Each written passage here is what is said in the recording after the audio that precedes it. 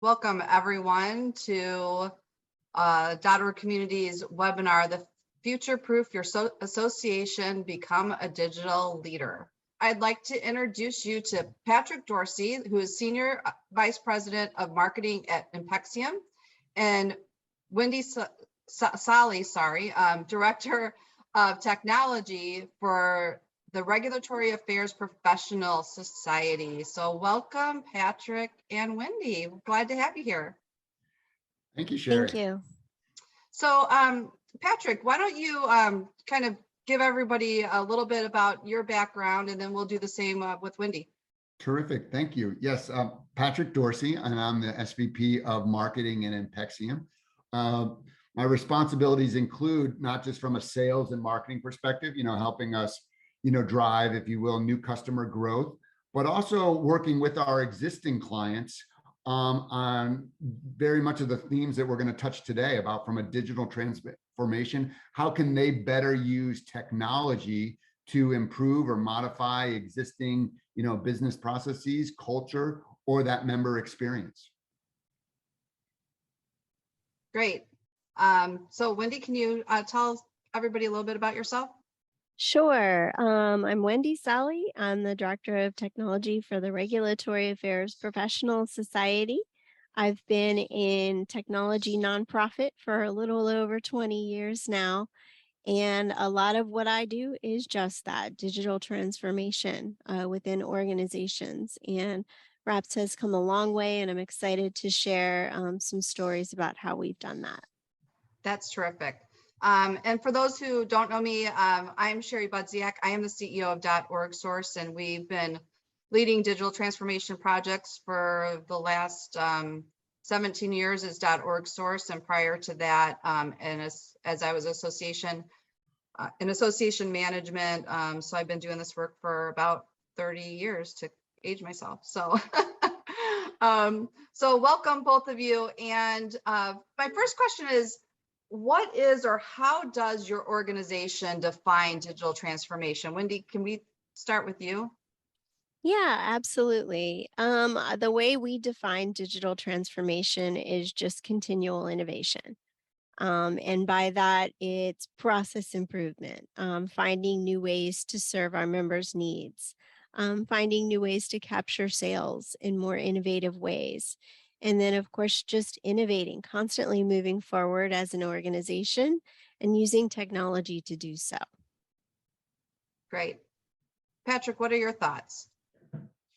In Impexium, we look at, in many of the conversations we have with our clients, is we look at digital transformation as like the integration of like digital technologies into all areas of the business. And it's fundamentally changing how you operate and how our clients, how associations are delivering value to their members. It's kind of reimagining their business in a way. Great. So where do you guys feel that an organization should start on their digital transformation journey? Wendy? Sure. I think initially the most important thing is to assess where you are currently. Where your users are currently, their behaviors, their experiences, but also stabilizing your existing systems and solutions. Without that capability of having stable systems, you can't move forward. So you definitely need to get to a good baseline, get some good, stable, well-integrated systems, and then you can take and grow from there and say, okay, now we have this great foundation. Now we can do a little bit more and take it step by step and really start to innovate based on that stable foundation. Yeah, I was having a conversation with someone yesterday, and they have all these new initiatives, and we know the state of kind of their technology. And I said, wow, guys, first you need to get your house in order before we start adding things to it. To your point, like, that having that solid foundation. Patrick, what are your thoughts? Yeah, fundamentally, I think we can all recognize that like digital technologies can provide endless possibilities for like efficiency gains or member engagement. But if people, from an organization standpoint, lack the right mindset to change, and the current organization organizational practices are flawed, then that digital transformation will simply like magnify those flaws. So for us, really, when we have these conversations with our clients, you have to figure out your business strategy before you invest in anything. And that business strategy is going to be about technology. It's also going to have a change management from a cultural element as well. Yeah, for sure. It's not just here, give this to IT to do, right? If it were that simple, we wouldn't have to have this webinar. Exactly. So Wendy, what are specific digital transformation initiatives currently in place at your organization? And what are the goals of those initiatives? Right. So over the last year, we've created a headless website because we discovered through usability studies that our users were primarily getting to all of our content via Google or search. So all those pretty landing pages, they just ignored them and went right to exactly what they want. So part of our transformation journey over the last year and a half has been to give that to them directly, make our site headless in the sense that they can get to anything they want at any time that they want and get there easily. So our next steps in those are to attach related content together so that if we have a news article on a particular topic, we can also give them webcast on that particular topic, and everything comes up right in a handy little package for them. And then, of course, our next journey on that personalization is to add personalization, study behaviorals, bring in AI, identify exactly how our users are getting to that information. And we've been doing that by thinking as a user, as my own home user. When I'm looking for something, how do I look for that? Do I ask Alexa? Do I Google on my phone? And then what if I find something related to what I find that I'm looking for? So those are things even looking within and at ourselves, at how we shop and what we do and what our needs are as consumers or as members, what our expectations are. So that is currently where it's a big goal over the last 2 or 3 years, but we are in that final part of our journey. Yeah, so I'm curious, Wendy, as a follow-up, to me, there's a lot of work on content strategy, right? As you're doing related content. So do you have a lot of resources internally dedicated to that, or how are you guys accomplishing that? We do. It's really about bringing all of those stakeholders together. We have a fantastic news reporting team. A lot of our content is based on news reporting because regulatory medical COVID news is critical to everybody these days. So utilizing that to then encourage our members to look at other things that we have to offer for them. So looking at products and services, bringing all of those program managers together who are working with those, and then creating structure around how we're putting that information into a system such as Impexium, so that we do have logical ways of picking it out and serving it up in the way that our users are looking for it to be served. That's great. So on a related kind of question, you brought up, your system usage. I guess, how are you using technology to enable innovation at your organization? Yeah, so it's mostly web-based online. We are utilizing multiple solution providers. And I think the good thing about them is they're starting to open up to connectors like Power Automate. We've got a Power BI data lake. So really allowing us to attach those connectors to the solution providers then allows us to push data back and forth. So we're not necessarily limited to what those solution providers can do. We can actually script on our own. So I'm lucky to have a full stack developer in my team and some additional resources, but really it was about connecting those pieces together and having a source for that in a CMS. And we currently use a Keneco CMS that has a lot of API capabilities and power. So that's really how we've gotten to the point that we have working with those providers. So it really sounds like you guys are a forward-thinking organization, and I guess, what is your thoughts on how you promote this kind of customer-centric mindset? Yeah, it's a great question. And, it's about solving problems. So, constantly listening to our staff and hearing, hey, I have an online course. I would really like to sell that book that goes with it at the same time. How do I do that? Because it's in two separate solution providers. So that was one way of really getting them involved in thinking as a customer and saying, okay, you want to solve this problem as a customer. How would I want that to? What would my experience want to be? And then also getting them their mindset into as a customer, having those conversations about consumer experience, asking them when you're looking for something yourself, what are you looking to do? What do you want your experience to be? We should be giving that to our users and our members as well. So those conversations are critical. And then, of course, trends, studying trends, keeping constant updates on upcoming technologies, the way that browsers are interacting with things, even having chats about metaverse. I had the pleasure of working with AWTC recently on a metaverse program. Just did a fun little training test of it just to see what it was doing.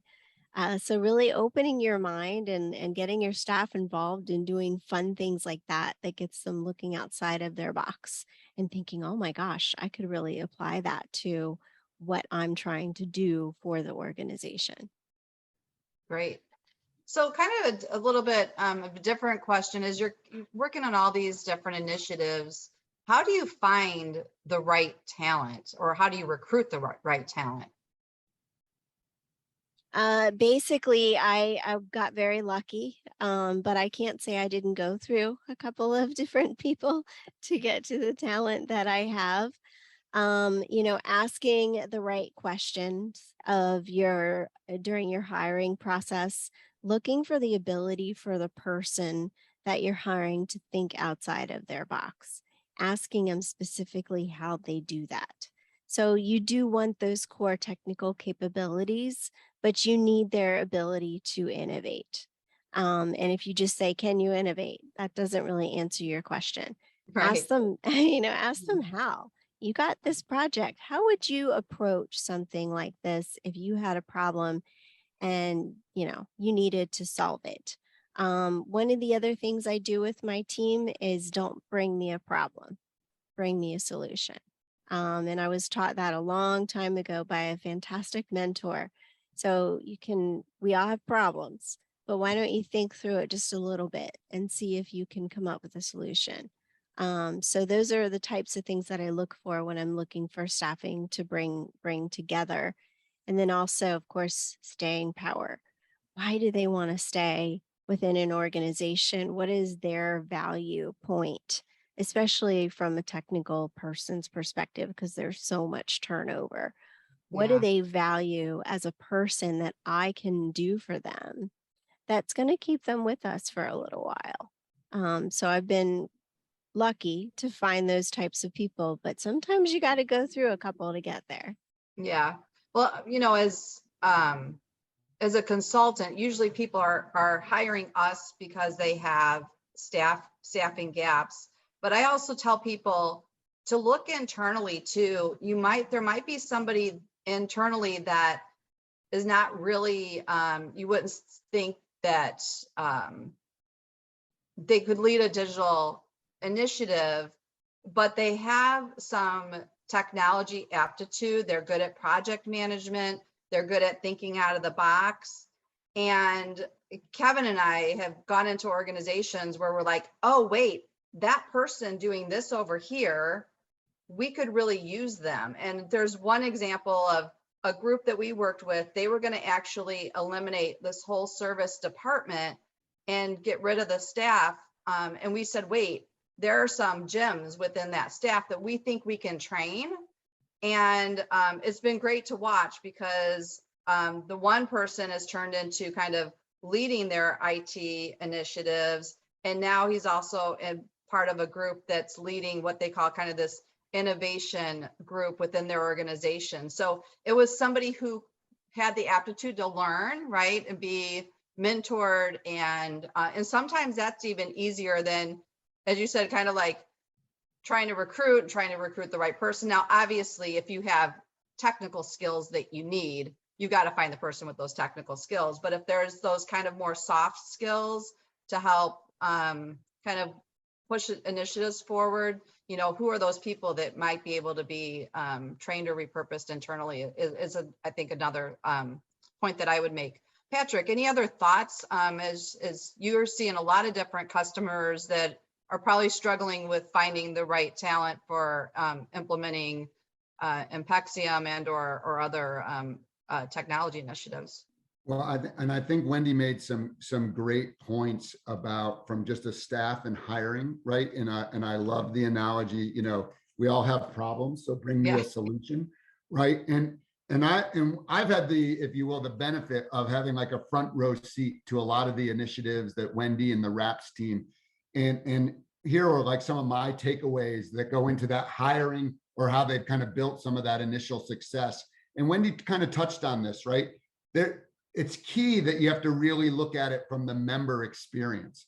And RAPS has done a great job of designing that member experience from the outside in. So if the goal was to improve member satisfaction or member engagement, right, they had to start that effort with an in-depth input from those members, right? So that's critical. And they did a fabulous job there. And I think she touched on a second point too, of like, we had to leverage insiders, right? Like organizations are all trying to seek some type of digital transformation, right? And it's often in that, you know, with that lack of strategy, you might try to apply a one size fits all solution, you know, in the name of best practices.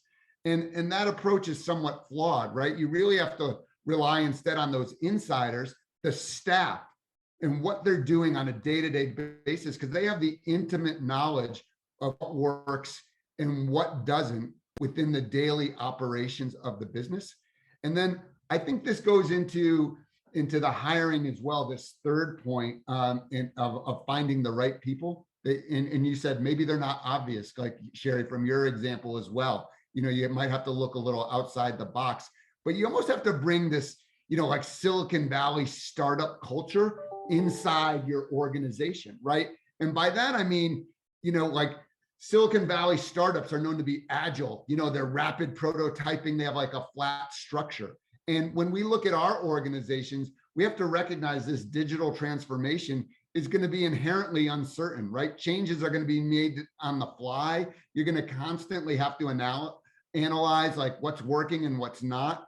And so you have to find the right people who can adjust to that, right? That are willing to be flexible and agile in a culture that, you know, almost encourages you to fail fast. And to be fair, some people aren't wired for that. So to find people that are willing to kind of put themselves out there and work within that type of structure and culture is sometimes, you know, easier said than done. Yeah, that's a really good point, because things, it's interesting as we're working on various projects, we can say, okay, here is a timeline, but things come up, right? The CEO decides he or she's at a board meeting and something comes up, and now that becomes a priority, and it adjusts things. Or we've been in the middle of a project and then we hear from other staff, oh, we're implementing a new membership model. We're like, what?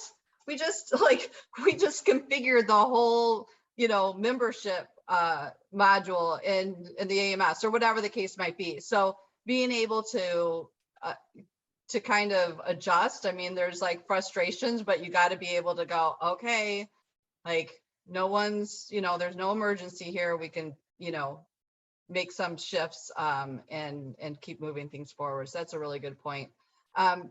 So how do you guys train and grow your teams to drive these digital agendas?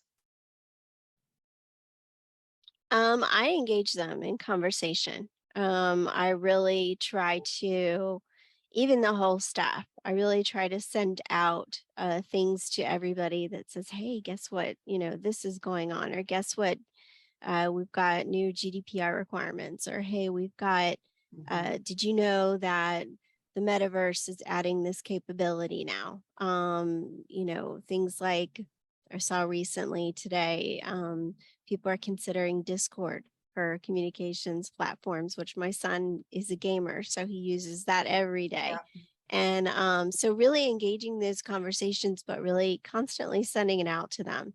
And then exploring that excitement with them, sharing articles, sharing stories, getting them to think outside of their boxes and have that excitement. And then, of course, getting yourself into those conversations. So sometimes, as you said, technology gets the need for the solution at the end of that timeline. So, okay, we've got 30 days now. We've got to completely change our membership tiers. Okay. Yeah, you've got to be willing to pivot, but you've also got to constantly be reminding them you really need to try to involve us earlier because we could, potentially make this happen quicker for you Right. or Yeah. do it better for you. And this is how we would do that.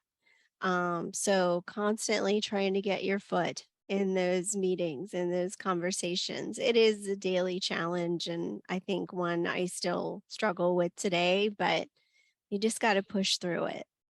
Yeah, because I think that, training is and growing teams is really important. I'll get the call of someone will call and say, I need a new X. And I say, why?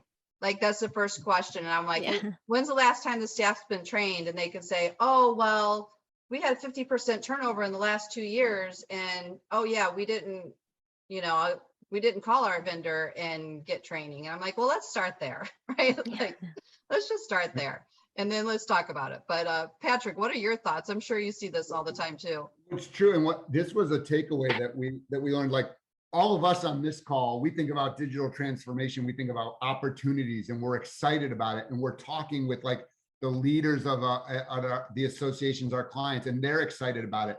And it's often that you got to put yourself in the staff, if you will, the day-to-day, kind of mindset of the staff, because they might be consciously or unconsciously looking at this digital transformation as a threat, right? One, I got to take on new responsibilities.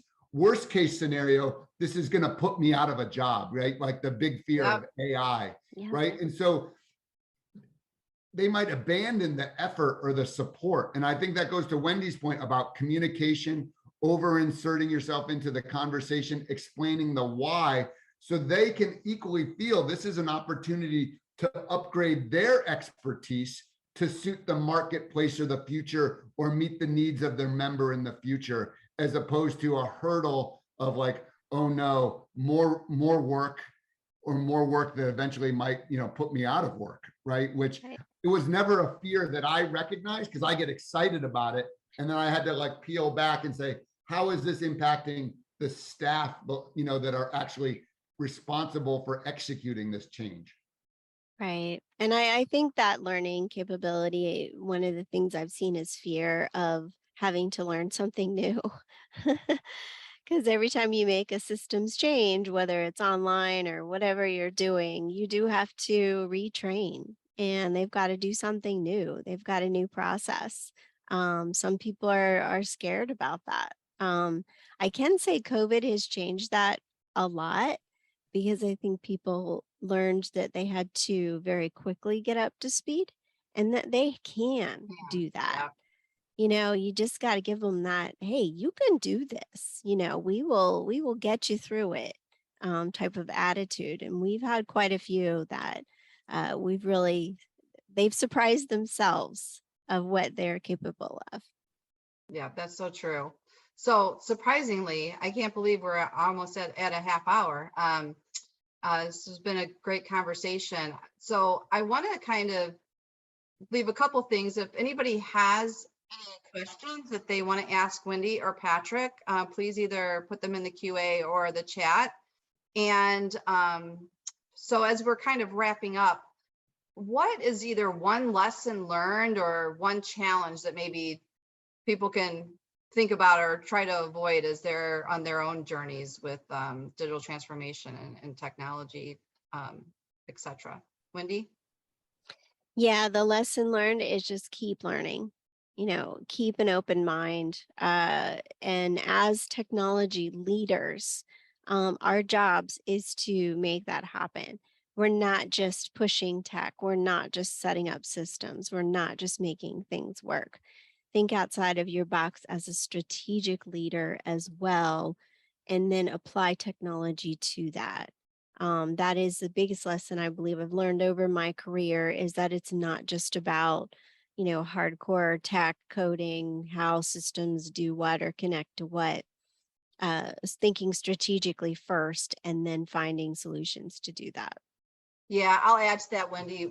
Kevin and I will always say to people, have IT at the table. We have gotten several times that we've had organizations come to us and say, Sherry, we worked on this strategic plan for a year or 2 years. Everything's got an IT component to it, and we don't know what to do. And we look at it and we look at what their tech stack is, and we're like, you can't do any of it. Like, you've got a long way to go. Yeah. You should have been having these conversations with IT along the way. Like, these are all great ideas and great initiatives, but now there's so much work to do. So to your point, like really having IT as a strategic partner to advance the organization. And I really think that it helps contribute to innovation, because like you said previously, you can help solve the problems of how can we do things quicker, how can we do things better, all of those types of things. So Patrick, any final thoughts? Yeah, well, I think when you look at like organizations like RAPS in their successful, initiatives regarding digital transformation, it worked because leaders such as Wendy went back to the fundamentals, right? They focused on changing that mindset of staff and members, as well as the organizational culture. And they looked at like the processes before they decided on the tools to use and how to use them. So when they envisioned like what is going to be the future of this organization, that drove the technology, not the other way around, right? And that was just critical to, I think, building that initial momentum and keeping it through, and then building this culture of innovation, as Wendy referenced. So if you guys can stay on a few more minutes, we do have a few questions that I'd love for you to answer, and if we'll stay on to answer those questions. The first question is, what do I need to do to convince leadership or executives that we should invest in digital transformation? That's a good one. Patrick, any thoughts? When that goes back to like changing the mindset or the culture, I would start small. Identify one perhaps problem, right? One solution that we're trying to get a successful outcome for, and then solution to that, as opposed to these larger, kind of like 10,000 foot. So then you can build, if you will, like initial blocks of success that then creates the expectation of let's do more. Let's try to take on this challenge, right? And knowing that you're not always going to get the right answer first. That goes back to Wendy's point. There's going to be starts and stops. You're going to have to analyze what's working and what's not. And people need to be aware of that. It's not a switch. You don't go digital transformation, boom, new revenue, new member retention. So I would start small, identify a problem, and then solution to that one thing and grow from there. So another question, I'll send this over to Wendy. How has your experience been with agile transformation? Yeah, so, I think a lot of that is through assessments. You can really find out quick ways to solve problems. But then I also work my projects through full agile project management. So baby steps, stepping stones, milestones are really important, I think, to follow, because again, you might have a huge thing to solve, like what we've done with our headless website, but we've taken it in 3 stages because we recognized it's going to take a lot for each of these stages, and we want to do them really well. And they're going to take a lot of planning with a lot of stakeholders. So I do think agile wise, taking it in steps and then mapping out those steps so that everybody knows what's going on at every single point of the project. Great. So another question we have here is, can you speak about the interplay between citizen developers and the increase of digital transformation initiatives? Can either of you answer that one?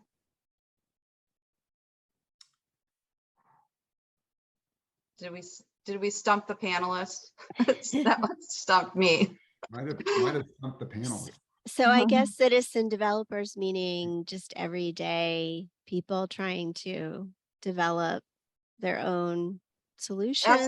That's how I interpret it. Open source, like along that line. Okay, so how do we? Yes, correct. How do we work with them? Is that the question? I guess it is, and the increase Citizen and increased digital. Okay. How do you? Well, yeah, I mean, that makes sense actually. So they are developers of business apps is a yeah, growing they're trend. Yeah. you know, they're going to be the ones that start the innovative journeys. You know, I always talk to about my son because he is, you know, in college. He is studying to be a game designer and simulation designer. He is that type of developer. He is thinking outside of the box. He is the one that is looking at ways to innovate. And it's always great to work with them, talk to them, find out what they're doing, find out, you know, their ideas.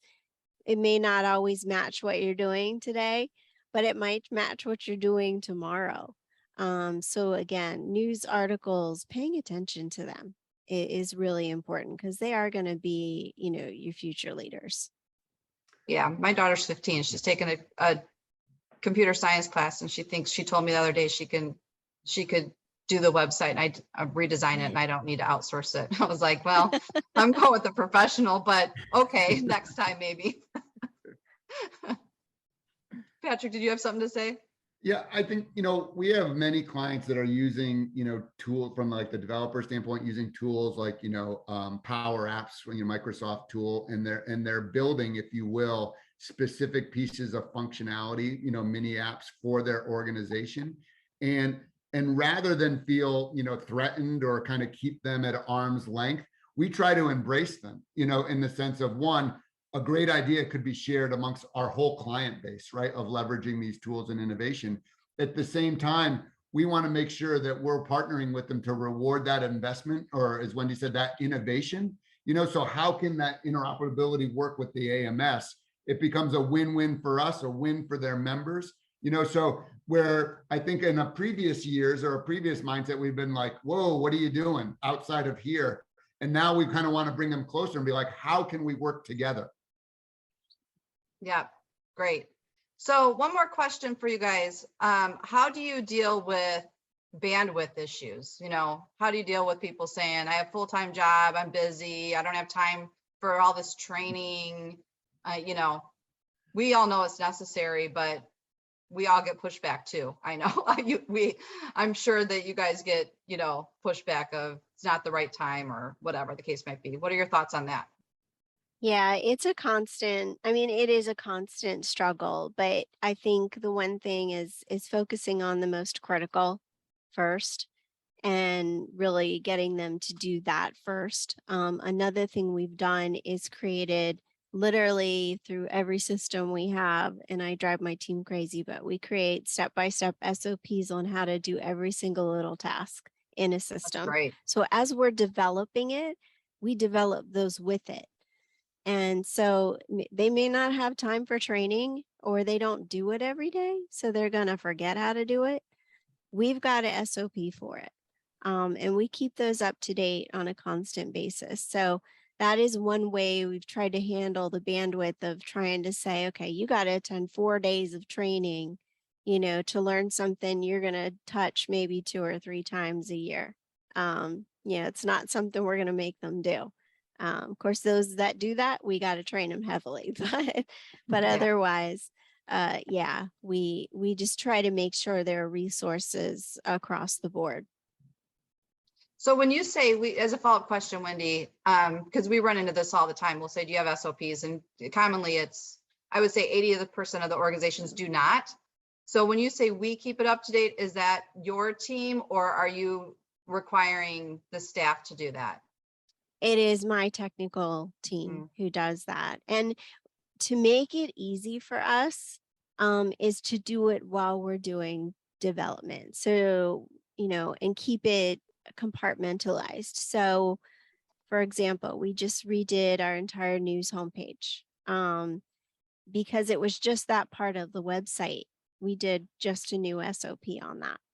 And we needed that because it helped us identify image sizes and all those little tiny details that you got to get into when you're doing those types of things. So it documented conversations. We were taking notes already. So all we had to do was add a couple of screenshots and boom, we've got an SOP.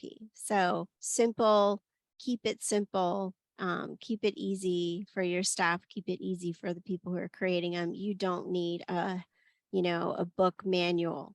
You don't need that. You just need little steps. Great. Patrick, any final thoughts for today? I was taking notes from Wendy's last point. That was great, because we certainly could use that to improve going forward. Again, I think some of the key takeaways are maybe start small, start simple, right? And find that one issue you want to do. And like Wendy said, define your success and march forward, and then build on that, right? It's hard from a cultural standpoint to start these new initiatives because of bandwidth issues and everything else that's going on, and build the right team, or identify the right team, build the right culture, and at the end of the day, it's going to be exciting. It should be fun, right? And it's great to have these little wins, especially when you can see the immediate impact on the organization's bottom line, right? Or from a member experience, right? And that's kind of the end of the day. That's all what we're trying to do. Yeah, it's a very good point. I had mentioned the group that we were working with, that we found kind of those stars internally, and they had literally they had over 100 spreadsheets they were managing their membership out of, no lie. And they had so much work ahead of them, but there were little things. We're like, you guys, you can do committee meetings via Zoom. And this was probably, obviously this was several years ago, but probably I think 2017. So not that far back, but it felt like when we went in the organization, they were in the 90s.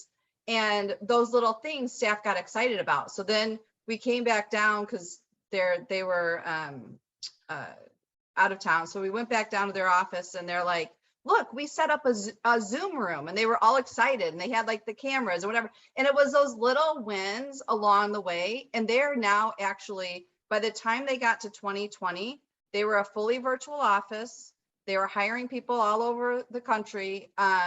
They had just implemented their LMS. So they were at full speed ahead going into, virtual online education.